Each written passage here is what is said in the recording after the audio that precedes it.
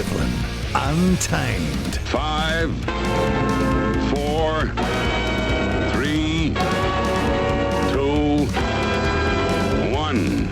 The Platform. Hi, West, it's Only Sport, Martin Devlin and Lachlan War. This is a sports show, 1 till 4 it is on the platform. This is the highlights package thereof. Guesting include Shane Jurgensen, Black Caps bowling coach, leaving after 10 years to go to coach the Wellington Firebirds, as well as that, Dylan Walker. Warriors versus Eels, massive game this weekend in Oz. Ramifications for top 8. Plus, is Andrew Pragnell, the CEO of New Zealand football, for real? I mean, either you're telling porkies, mate, or you're completely incompetent. You interviewed Darren Bazeley back in December, and what, you reckon that he's been your guy for the job all along? Michael Glading, former New Zealand football boss, runs his eye over what has happened the last couple of weeks. As always, first thing we do, tablets in hand, I say gather my flock. It's about the All Whites coach. Let's go to the mountaintop. We live in an amazing, amazing world, and it's wasted on the crappiest generation of just spoiled idiots. Darren Bazeley is the new All Whites coach after an exhaustive, extensive, relentless worldwide quest taking the best part of 8 months. New Zealand football have finally appointed the man they now maintain was the guy they wanted all along for the job. Yep. He was always our preferred candidate, says CEO Andrew Pragnell, a man who every day looks and sounds ever increasingly like Mark Robinson, NZF CEO 2.0. No disrespect at all to Bazeley, who's a really decent man, and I'm sure will do whatever he can to succeed in this job. But Pragnell is fast becoming an administrative punchline. How can he seriously maintain that Bazeley was his number one all along? Because if that's the case, why didn't you appoint him 6 months ago then? We have it from a very reliable source that as late as 2 months ago, Pragnell told Bazeley, you are definitely not being considered for the top job. Let me repeat that. You are definitely not being considered for the top job. Now, the person who told me this works alongside New Zealand football, and they know. They were told. I just don't get why Pragnell is so stupid as to try and publicly fudge this. Because Bazeley was interviewed in December, for God's sake. He was interviewed for the job in December. What is wrong with Andrew Pragnell coming out and saying, look, we scoured the place, we sought out a few top names, we tried our best to secure them, subsequent circumstances have meant by process of elimination, we've arrived back at Darren's door and he's our guy. Because no one, Andrew, and that is not a single person on the planet, believes you when you say Darren Bazeley was our preferred candidate all along. It's nonsense, mate. It's either one of two things. You're telling complete porkies or you are totally incompetent. You spent another 7 months after interviewing this guy, who knows, wasting how much time and money and effort just to arrive back at the same bloke sitting out there in the front office who you actually, truly, definitely wanted all the way along anyway. It doesn't make sense, mate. In that case, you should resign because clearly you're a buffoon. Clearly you're a guy who can't make decisions. Clearly you're a guy in a position of huge responsibility who doesn't have a clue how to run the organisation. Pragnell is either telling porkies or he's completely incompetent. Congratulations, though, to Darren Bazeley. But the administration, the process and the appointment hardly fill anyone full of confidence. Devlin. What do you want? We want information. Information. You won't get it. The Platform. Sports news headlines. Yeah, where to start? Genuinely, where to start? I'm going to start off with Shane Jurgensen, the Black Caps assistant coach. I like this guy, always like this guy, always good to deal with. Yeah, very good. Very easy going. He's been there through a period of, of fantastic success. Well, a golden age, you could call for New Zealand cricket. So Shane Jurgensen has signed on to become the new head coach of the Wellington Firebirds in domestic cricket. This at a bit to be closer to home. He has spent in total 10 years with New Zealand in 2 separate stints. The second of those stints, he joined the team in 2016. And as you say, Martin, plenty of success in that period. 2 T20 World Cup semi-finals and 1 final. 1 ODI World Cup final. And a World Test Championship title in 2021. A very, very hugely successful period with Shane Jurgensen as Black Caps bowling coach. He's stepping down, coaching Wellington full-time. New Zealand's hopes of capturing another Under-20 World Cup, well, not even just winning one, actually putting an end to a poor run of tournament results, because they haven't won it since 2017. We are now playing off for 5th to 8th. I'm sorry. So this is a New Zealand rugby team at a World Championship, and we're playing off 5th to 8th. Pretty damn poor. So New Zealand this morning beating Japan 62-19. Because, I got to get this right, England drew with Australia, didn't they? That's right. In their last pool game. Because of that result, if New Zealand had won by more, 5 points more to be exact, they'd actually be going through to the semi-finals. Our under-20 players, it just is such a disgrace watching them hand signal and celebrate and thigh Okay, slap. no, hold up. That's the team that did that in 2019. Have you seen this I've team do it? I've seen the highlights do exactly the same as they're scoring 8 tries against Japan, and we don't make it through. You didn't win anything, bozos. You know, at the time, they might have thought that if they did enough, I agree with you.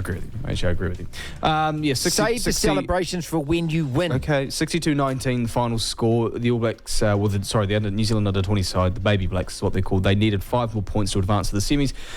England, Ireland, South Africa, and France are the 4 teams going through. What's incredible is in Pool C, you had Argentina, South Africa, Georgia, and Italy, who all finished on at least 1 win, I'm pretty sure. I saw the table before the South Africa game. I saw that Georgia actually finished with 2 wins and a loss. And then you had Italy, who beat South Africa, but Italy at the time were 1 win and 2 losses. And then you had Argentina and South Africa in the group as well, who were playing each other. It was quite an incredible Group C, that one. And if you've got a team like Georgia and Italy, who one of them getting 2 out of 3 wins in the group stage and the other beating South Africa in the group stage, that spells some exciting futures for both those international sides in years to come. Not so much for our Baby Blacks, though. Pretty appalling performance. All right, I'll run through these next few ones nice and quick. Welsh rugby coach Warren Gatland has called up former Blues flanker Tane Plumtree to his Rugby World Cup training squad. Plumtree, the son of former All Blacks assistant coach John Plumtree, will travel to Switzerland for a 2-week camp as preparations for the World Cup ramp up. Former Scotland rugby player Greg Oliver was killed in a paragliding accident in South Africa while there to watch his son play in the Under-20 World Championship. This being confirmed overnight. Very sad news. Very, very sad. Ashes news. Cricket Australia has increased security for the Australian cricket team ahead of the 3rd test following the controversial stumping of Johnny Bairstow at Lords. We, of course, saw the uproar and what followed after that stumping. Officials fear there is potential for emotions to boil over when the Headingley test starts on Thursday night. It's New Zealand time, of course, given the ground is known for a raucous reception. Football news. Mason Mount's move from Chelsea to Manchester United is all but confirmed, with the English midfielder himself posting a video to Instagram thanking the Chelsea fans and their support. If you watch this video, it is one of the most mundane things you'll ever see. Hi, Chelsea. Thank you so much for your support. It's so sad to leave you guys. Blah, blah, blah, with a straight face and a bland voice. I mean, Why bother? Can he at least act it? At least act your pain of leaving. He's been there since he was like 6 years old. Is anyone at Chelsea really missing you, mate? Well, he's a very good player. He just didn't get the game time. No, hold up. He's a very good player. Just didn't get the game time. Well, I guess there's a reason you don't get game time. And just finally, here's quite a big story. Adelaide AFLW Premiership player Heather Anderson is the first known professional female athlete to be diagnosed with the degenerative brain disease chronic traumatic. I always mispronounce this. Encephalo. Yeah, it's a tough one. Yeah, I'll just say CTE. Yeah.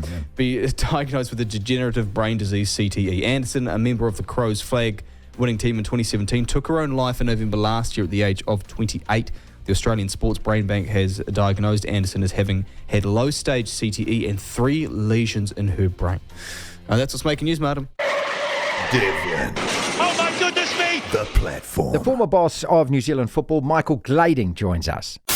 Michael, you've been in the position of running New Zealand football before. What are your thoughts on the way that this whole coaching thing has unfolded? Andrew Pragnell says his most preferred candidate was this guy. Darren was interviewed last December. It doesn't add up when you put 2 and 2 together. No, it doesn't add up. I mean, the whole process right from the get-go. I guess if you really go back to the core of the problem is why was Danny Hay treated the way he was treated? And I think that started the problems. The communications and I only heard it from Danny's side of it, but were very poor.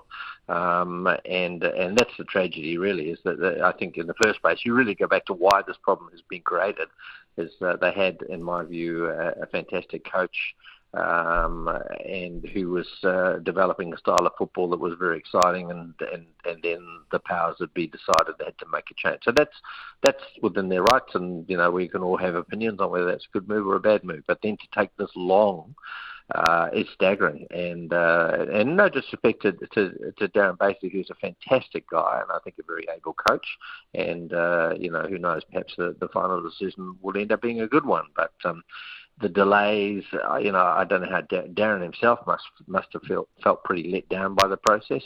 And clearly, he's not been their first choice because they've tried to get others, but others have not taken the bait, if you like. And I would imagine part of the reason they haven't taken the bait is they've had a look at what's happened before and they get back to it. So what's the core of the problem? The way they got rid of Danny Hay. I was appalled at that at the time. I have briefly spoken to Danny since, and I think his treatment was probably a very loud warning sign to those that New Zealand football wanted to get.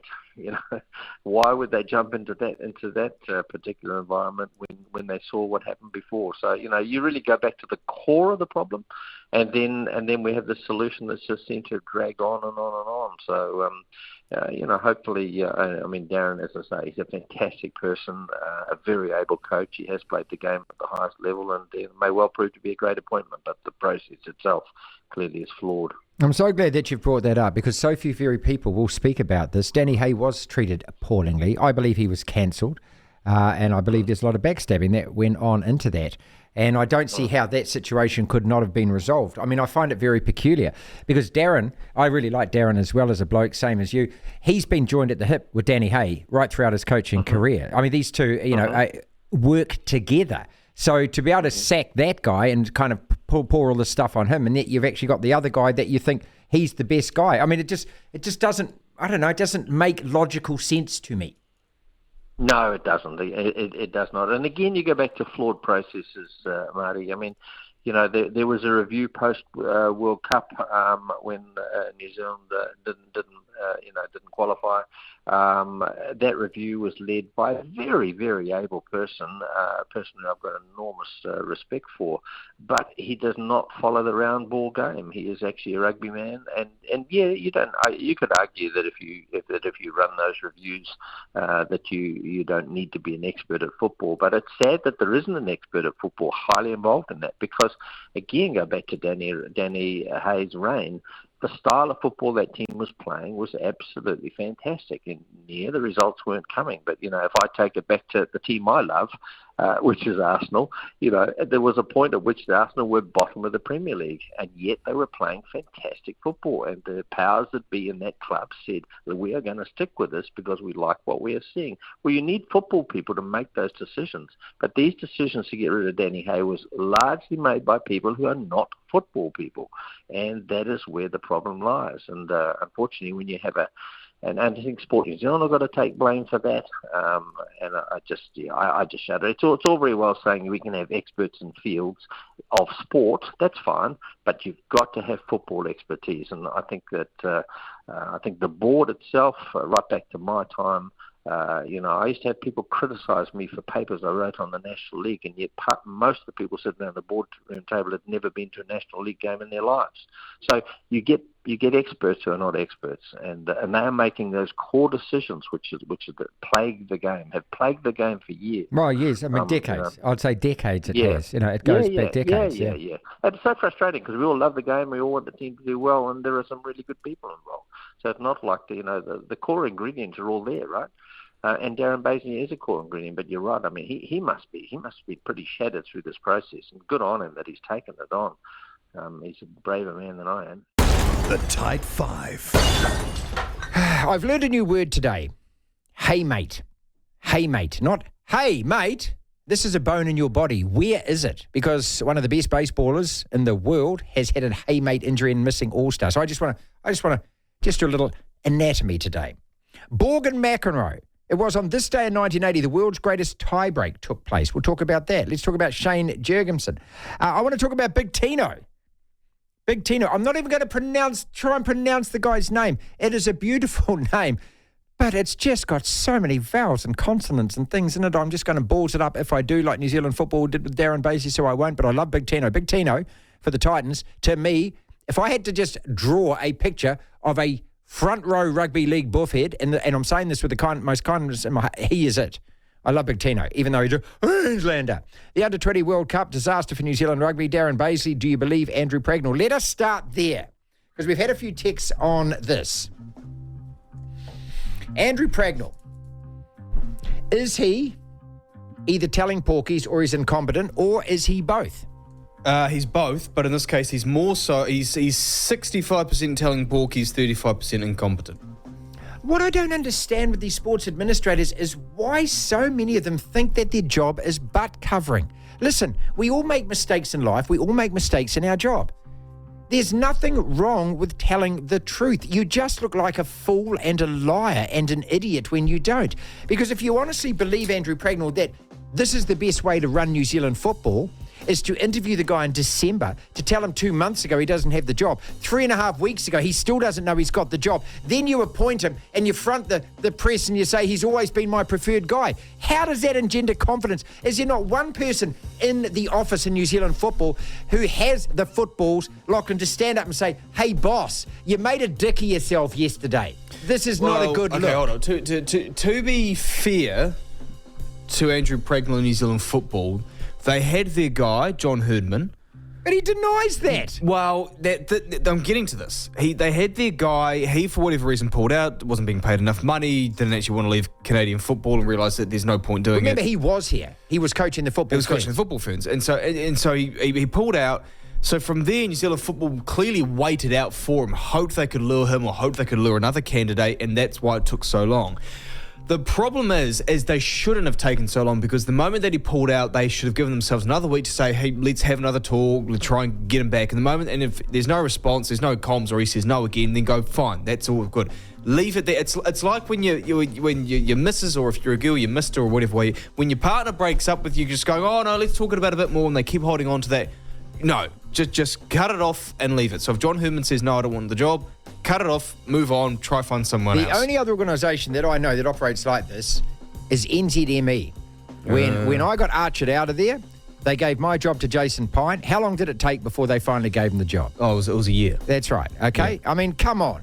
You know, New Zealand football, we deserve better than this, and your man Darren Bazeley deserves better than this. He does, but the thing is, you can understand what happened in the lead-up, but, I mean, since then, Andrew Pragnell saying yesterday that he's the preferred candidate. It's just rubbish. That's BS. It's not BS. true. And we Don't all know say it. Just be truthful. We all be know truthful. It's BS. Andy Raymond there saying that Jerome Luai has deselected himself out of Origin. I think that's really perceptive, and I think he's 100% right. Because the Origin squads and the Origin teams are different from your regulation club teams and club squads. And what he was telling us before 2 o'clock there was that, you know, in a normal team environment, day to day, club to club, week to week, that you do need all kinds of different characters. When it comes to Origin, you need everyone together on the same page from the moment they walk into camp. Yeah. It has to be a completely unified force. And he is a guy that's not who he is. And he doesn't play like that. He's not like that as a person. And it's a fake and a fraud and false if he's trying to pretend to be like that. I don't think he plays another Origin game unless Nathan Cleary is playing. And even then, I don't think next year he necessarily gets back in. No, unless he's in the form of his life between now and next year's Origin series. I think you're right. I think his big problem is that with State of Origin, I think it's the same with the national teams, that it's more so about your intangibles and your work ethic, I think, than just your natural skill set. I think it's more about just your pride for your country, your pride for your state and whatnot. You've got to be selfless. It's not about you. Yeah. It's about everyone around you. He and he's been out of form. It's a move that makes sense. His behaviour off the field turns. I mean, if he's gracious in defeat, and if he holds his hand up and says, yep, myself along with the rest of the team played poorly, and you don't go to social media, he probably plays his third game. Yeah, I believe so. I don't think he actually gets cut from the team. Doing that contrived photo where somebody else has taken it, he's thought about it leaning up against the goalpost and sticking it to all the fans. Mate, you got what you deserved. Goodbye, non-ite. We won't be seeing you again playing Origin. Somebody who is absolutely rock solid. Now, I'm going to try and pronounce your name, Tino, and please forgive me if I've got this wrong. Tino Fa'asuama'aluli. I think it's Fa'asua Malawi. Okay, all right. I think it's how you say it. I'm always going to have a little... That's the white Australian way of saying it, if that makes sense. Who doesn't want this guy now that he's a free agent from the Titans? Every single team... Well, asterisk, he's not a free agent as such, but because the Titans sacked Justin Holbrook, apparently there's a clause in his contract that he can leave. He can renegotiate with another club if he wants. Well, who doesn't want him? Well, there's already 6 clubs after.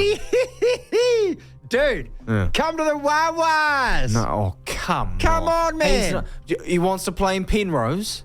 He wants to hang out. Don't say it like wants that. To hang out you went out to Penrose last Friday night and didn't moan about it in the lounge, hobnobbing it with all the other Lords members. I tell you what, I was moaning a little bit. Were you? Yeah, it was all right. What's wrong with Le Parc de Penrose?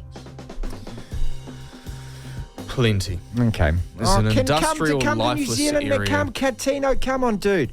I'd love to see him in a Wawas jersey. I'd love to see him in a where's he going to Broncos go jersey. then? Where's he going to go? Oh, if he More goes, likely probably the Broncos, if he goes somewhere else, I think like most Queensland representatives, if the Broncos come calling, that's always a big draw. I reckon either that or I reckon Big Wayne gets him. Yeah, the Dolphins could snap. You think so? Him. I think so. No, he's not going to move out of Queensland. Well, he might. He was born in New South Wales. I learned a new word today, Hammett or Hammate. Hamate. Yeah. Mike Trout for the Angels. One of the best players in baseball, signed a deal for $500,000 about 5 or 6 years ago. One club man, always an all-star. He's on the IL. He's on the reserve at the moment. He's got a hamate bone fracture. Probably missing the All-Star game in the home run derby now because of this. Do you know where the hamate bone is? Somewhere in your hand, Yeah, it is. It's an irregularly shaped bone in the hand. But is it like underneath other bones, so you wouldn't be able to feel it if you touch your hand? Well, okay, so where your hand kind of meets your wrist, it's around there somewhere, okay? Your wrist? Well, your wrist, yeah. So it's kind of at that base. Or the base of your hand. Yeah, it's next to the. Okay, it's one of 8 carpal bones. It forms part of the wrist joint. It's derived from the Latin word, means little hook. It's a wedge-shaped bone with a hook. It can be found on the medial side of the wrist. See where it is there? Yeah. How do you get that? He's obviously been smacked on the hand with a baseball, hasn't he? I've never heard this word before in my whole life. Has anyone out there injured their hamate or their hamate? So it's kind of below the ring finger. Yeah, just there in a really awkward position. So. Yeah. So is it that knuckle underneath that knuckle on the inside? You can kind of, well, it's not really a knuckle, but that thing there that you can feel. Well, apparently it's on the ulnar side of the Pistorius bone. Or the what does that mean? I don't bloody know, mate. Making it up. Shane Jurgensen, you like this guy? We're about to talk to him. Okay, well, let's move on from that finally. Then, and the last topic has got to be Borg versus McEnroe, 1980. 43 years later, Lachlan, we're still talking about this tiebreak. It was the 4th set. 18-16 to McEnroe. We're going to play you the highlights of this leading into the 3 o'clock news. That's our sporting historical highlight of the day. Borg, this is his 5th and final Wimbledon win in a row. The Ice Ball played on with Dunlop or Donne Max Ply rackets against this upstart John McEnroe, who wins the 4th set tiebreak, 18-16. I think Borg had about 5 match points during that tiebreak. You've never seen anything like it. And the beautiful thing about McEnroe is his strings were deliberately loose in his racket. Like if you sort of pound a tennis racket against your hand, the strings are super tight, right? Yeah. He had his loose so that he could drop volley and do all those beautiful touch shots that no one else played. And then Borg, after losing this tiebreak and blowing 5 match points, is so cool and calm, he comes back and wins the next set. Just one of the most extraordinary man-on-man sporting encounters you will ever witness. I'm so glad that I'm old enough and to have been alive to have watched that live. Yeah, I was negative 17. So. Okay, all right. He's been the Black Caps bowling coach for 10 years in 2 different stints, now off to coach the Wellington Firebirds. Shane Jurgensen, thank you so much for the interview as always, mate, and congratulations on your new job. And I'd also like to say, thanks as a Black Caps fan for everything that you've done for us over the 10 years, the 2 stints that you've been New Zealand bowling coach. Oh, Martin, thank you. Yeah, thanks very much. Yeah, it's been an amazing ride. I mean, it's not goodbye. I'll still be around and so excited to remain part of the New Zealand cricket system, a system that I've been a part of since I first met John Wright in April 2008 in Brisbane when he was looking at a base away from New Zealand for the guys to train on grass, and then met Trent Boult a few months later and thought he was a batter. And then not long after that, Tim Southey. I've seen those boys and so many of them too, meet these young men, and they become men, and then they become husbands, and they become, dads, and to see that happen over a period of time, it's been really cool to be part of, 10 years of my life and, a quarter of my life part of this team, and to be part of New Zealand cricket history as a bowling coach for a tenth of the, time that they've been involved in Test cricket, in the nearly 100 years of being involved in Test cricket, is to have that opportunity is just huge for me and my family. It's great. I love the fact that you've mentioned, these players and just the human side of it and what you see, and also, the fact you are with them over a period of time as everyone changes and grows and gets older and all of that kind of stuff. Because, you can't do your job and be around, a bunch of young men who are striving like they are to overachieve and things without actually having some personal involvement there. I know that as a coach, you've got to step back at times, but hell, we're all human, aren't we? Yeah, it's certainly been my motto as a coach, is to get to know them and how they click and what buttons to push, and obviously buttons where not to push, and where are the boundaries. And I think too is just around, once you get a feel for that, you can just break down the barriers of what you need, how to prepare for cricket games and how to prepare during a tour, and you also, you can be away for so long as a coach, and you miss home and you miss your own family, but they are too. So it's really important that, our environment, the Black Caps, has just been so amazing, and it is a special cricket environment, and it's been hard to say goodbye to that, but there's a fantastic opportunity for me to create our environment and be involved with Wellington. Look, so much success during the time that you've been with the team. Number one in the world in all three formats. That's a hell of an achievement. Winning the World Test Championship Final 2021, World Cup One Day Final 19, and the T20 World Cup as well, and making the semi-finals of that. But obviously, and you'll be asked this a million times, what stands out for you? Is there one or two things that you think, yes, those are the moments?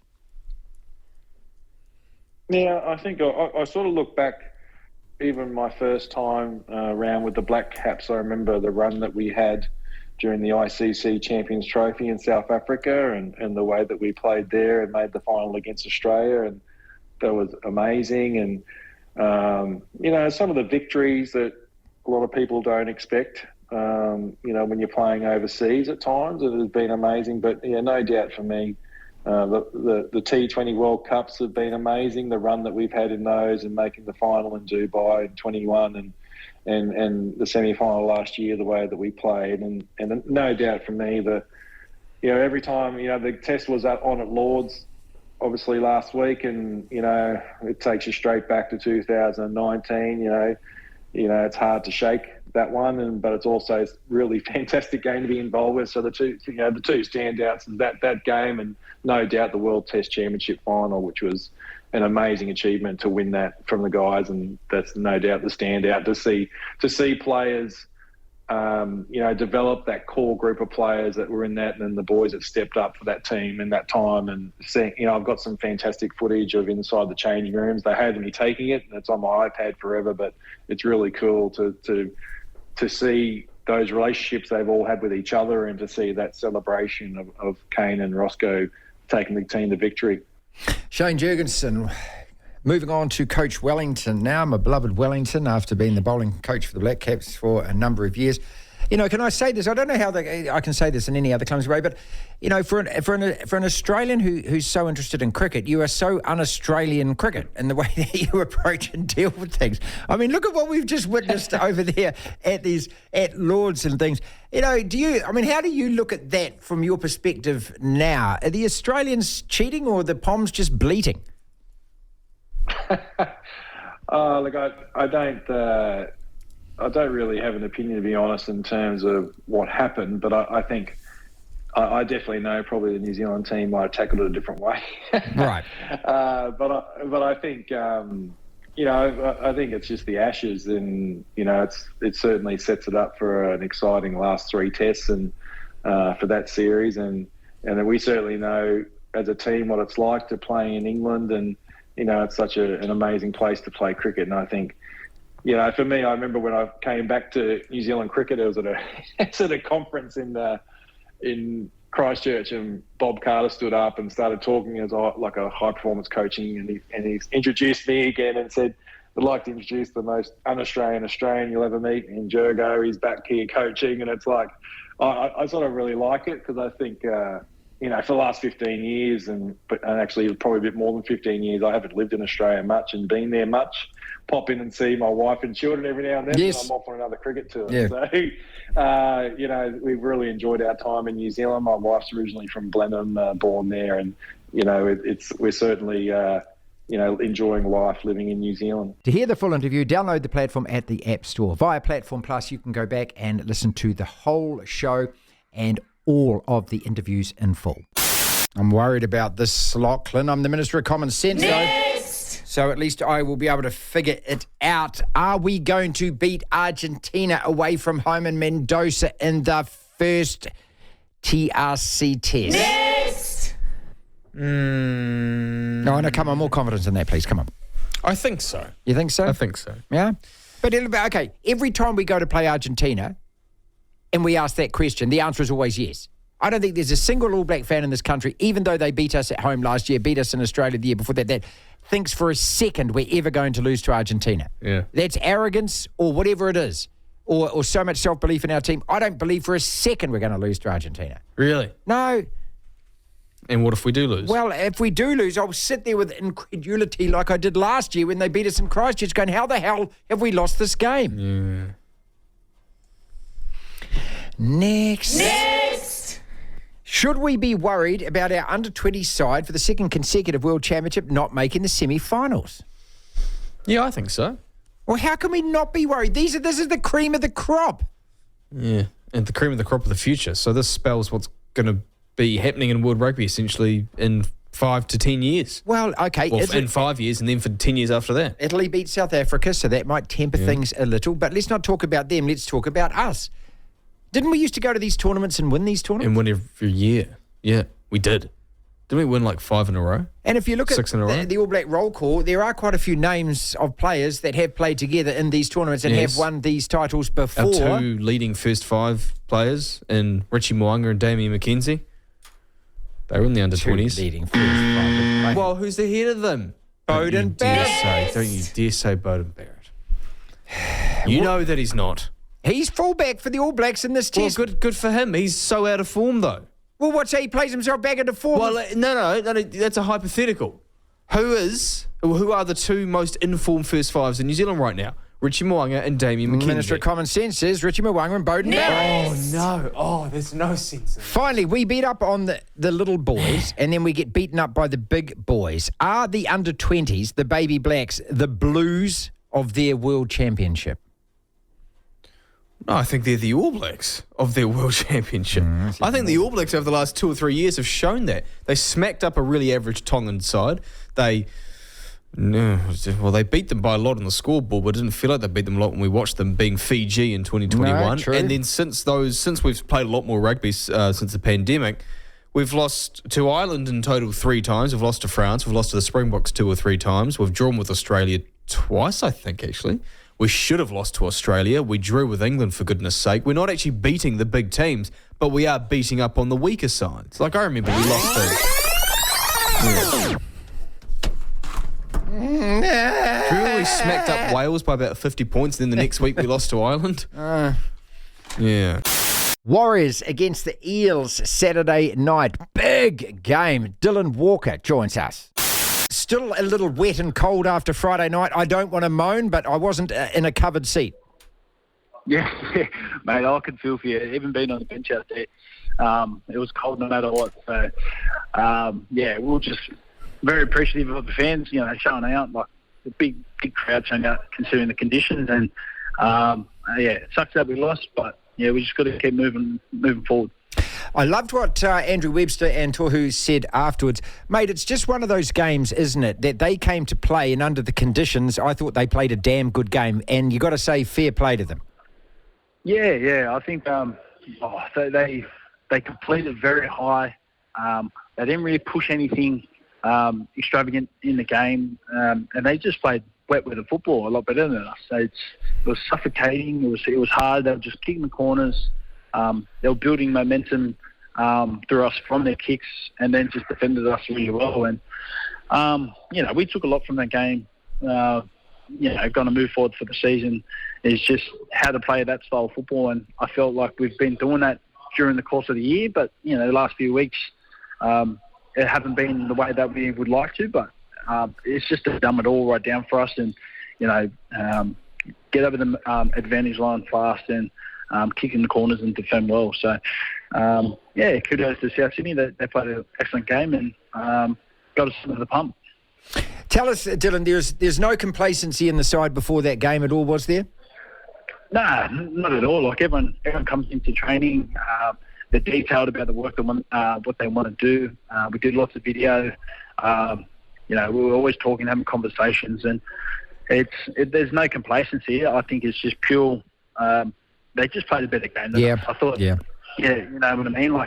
And we're going to take lessons out of that to moving forward of how we want to play. And we've seen vision of, we were up 6-0 and then we rolled them down the field, and we just didn't do that enough. We didn't get that momentum or that game plan enough. And they come to play, scored some tries off some kicks, and we've got to stop that. We've got to handle that. But moving forward, we've learnt big lessons about that game. I thought that first half we were pretty damn good, actually, but it's kind of converting that pressure, isn't it, into either a repeat set or something, earning something. It's like every time you go down that end. I mean, we could dwell on that, but we won't. Is it one of those kind of games where you think you're going to learn a lot from the loss? Yeah, I think so. We're going to learn a shit lot. We've looked back at the video. It wasn't so much as their king game. It was just how they played it.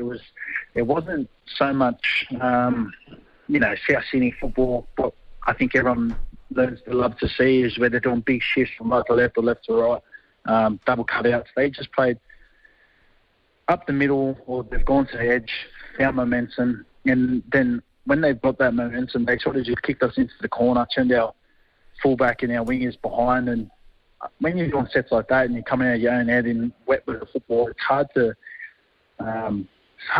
play. It's suffocating. It's what we wanted to do, but they just did it better than us. Yeah, they did. I mean, that's all there is to it. How do you break down the rest of the season from now? I know as fans, and I know on this side of the microphone, it's easy to get ahead and go, okay, right, we've got the Eels, we've got the Sharks, we've got the Raiders. Or are you just looking purely at what's going to happen on Saturday night? Yeah, I think for us moving forward for this year, it obviously happens each day when you come in and each game. And in hindsight, you want to. That's how you want to look at games. But I think for us moving forward is having the detail how we actually want to play football going into this back end of the season. And the last 2 weeks we haven't been completing high, but before that, we're probably one of the top teams of completing throughout the season. And we sort of it's just fundamental errors and little things that we've just got to tidy up. And that's what we want to do moving forward, is creating a brand of football that's going to be long lasting for the season, and it's going to help us in the back end of the season. So, we're going to look at this week against Parramatta, and we want to play fast, we want to play through them, we want to complete well, and we want to tackle well, and that's just going to fold into the next coming weeks of the game. And I still believe we still haven't put together a complete performance yet where we've walked off and we've been 100% happy. And we're chasing that. We're chasing that perfection. And if we can't reach it, well, then we're chasing that perfection as it goes on.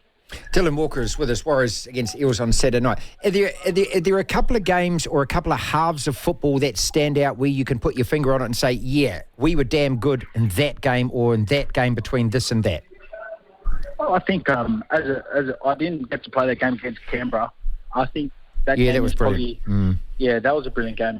How much pressure they were under in the first half, and then going into halftime 8-6, I think it was, or 10-8, and then coming out of the second half and just running away with it. I think that game signals to us that we can withstand the pressure and if they've got the momentum, we've just got to stop it, stick to our principles in defence. And the longer we stay at that, then the more we can suffocate teams. And I think that was the game. This is a good turning point of how we want to play football. And it's harder to play when you've got when they have so much possession of the ball like that. And for us moving forward, it's just have an equal share of possession, seeing what we can do with it, and then our attack will work. To hear the full interview, download the platform at the App Store. Via Platform Plus, you can go back and listen to the whole show and all of the interviews in full. That's our podcast for today. Thank you so much for listening. If you want to listen to the entire show, 1 till 4, Monday to Friday, download the Platform app, and via Platform Plus, you can go back and listen to whatever shows over however many weeks at your leisure, at your listening pleasure. Platform Plus. First thing to do, though, is download the Platform app. Devlin. Unbelievable! Incredible! The Platform.